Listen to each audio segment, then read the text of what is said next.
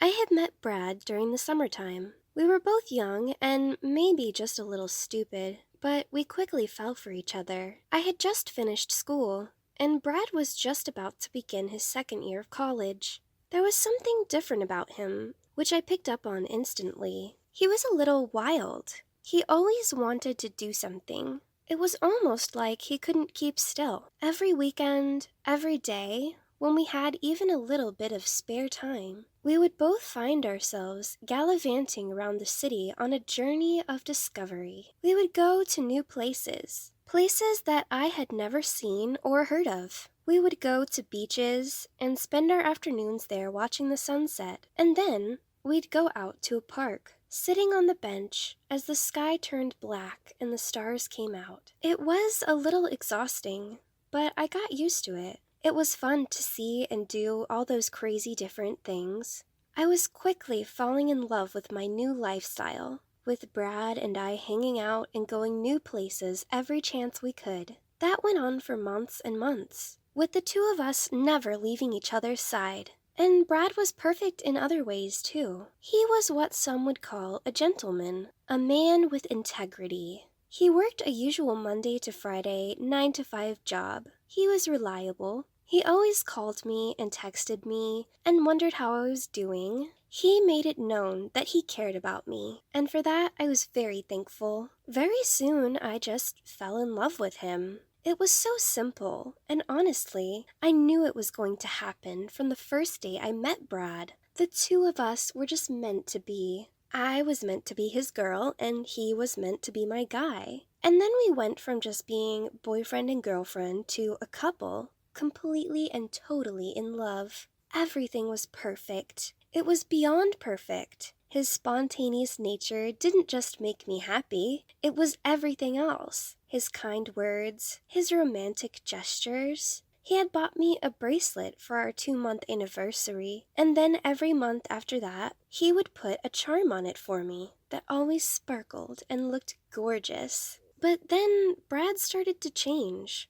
The changes were slow at first. He went from just being spontaneous to where we went, to being spontaneous with what he did to his body. One night, we had been out eating and we were going for a walk. The night was quiet and the air was cool and things were perfect. The date had been romantic, as usual with Brad, but we had walked to a new part of the city, and that night we walked past a shop we had never been by before, a tattoo shop. I had never in my life had an interest in getting a tattoo, not even a small one. I didn't think Brad was into it either, but that night he stopped, looked at the tattoo shop with a smile on his face, and turned to me and said, "I think I want to go in." "What?" I said with a frown. "And do what?" "And get a tattoo," Brad said with a snort. "What else would I get? I'm feeling in the mood for one. I want to do something different, something wild. Come on, it'll be fun." And then Brad dragged me into the shop, and that was the first time I watched Brad get a tattoo. It certainly wouldn't be the last.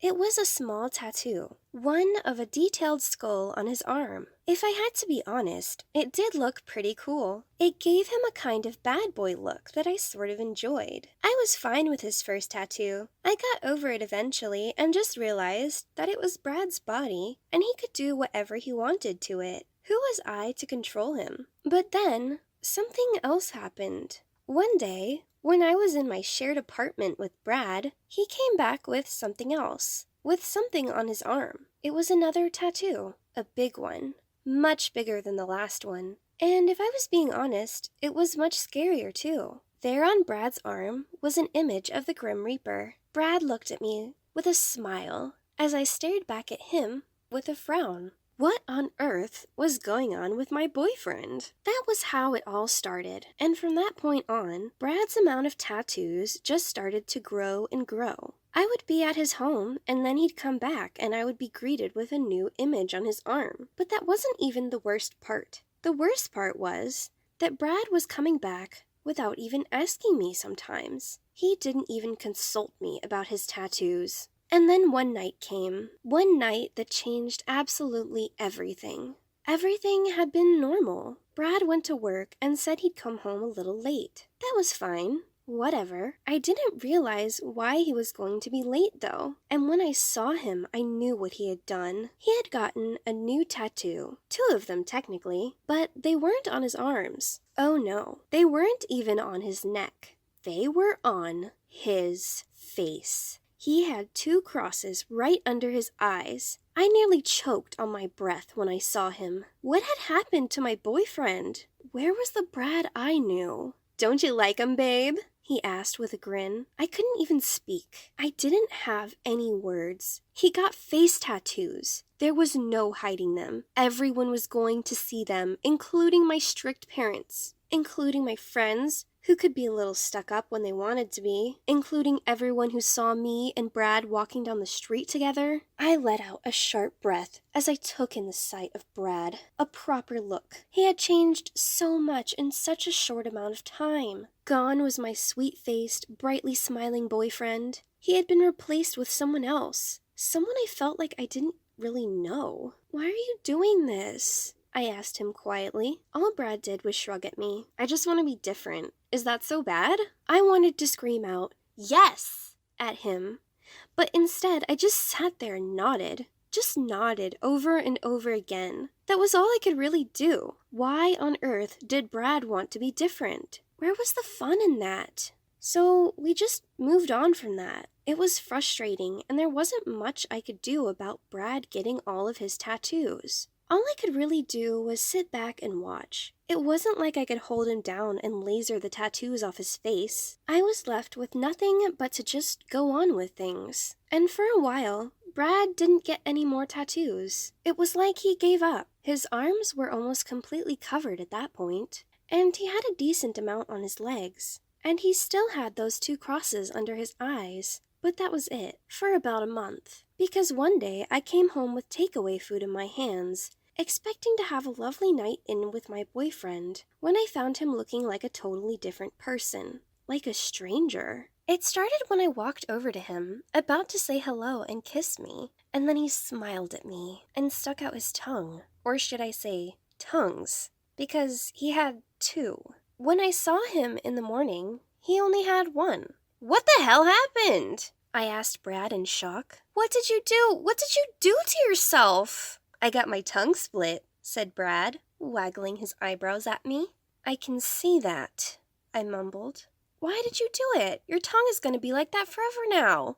And how am I supposed to kiss you? How am I supposed to— Brad, I can't even look at you right now." I was freaking out very quickly. I pushed past Brad and made my way to the living room, where I dumped the bag of food onto the table. Resting my face in my hands, I shook my head. What the hell had happened to my old boyfriend? I missed him. I missed that Brad.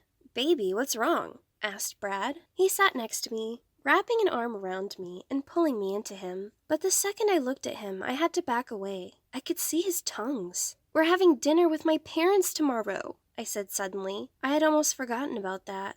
The realization hit me then. How on earth was I going to let Brad and my parents interact tomorrow? "Yeah, and?" Brad asked with a shrug. "And you have 2 tongues!" We got into a fight that night. It was a big one, but only because there had been so much building up to it. I had had enough of Brad and his tattoos and his changes. There was only so much a girl could deal with. The next night came, and Brad and I walked slowly to the restaurant we were meeting my parents at. They were classy and strict and hadn't seen Brad since he had got his very first tattoo. That was a long time ago. That was before he had totally changed. So when Brad and I sat down at the table with my parents in the fancy 5-star restaurant, they almost screamed. My mother's eyes were full of panic. My dad looked like he wanted to reach over and just kill Brad. The rest of the people in the restaurant stared at Brad as well. Why wouldn't they? Here he was, in a shirt that showed all of the tattoos on his arms and the ones on his face.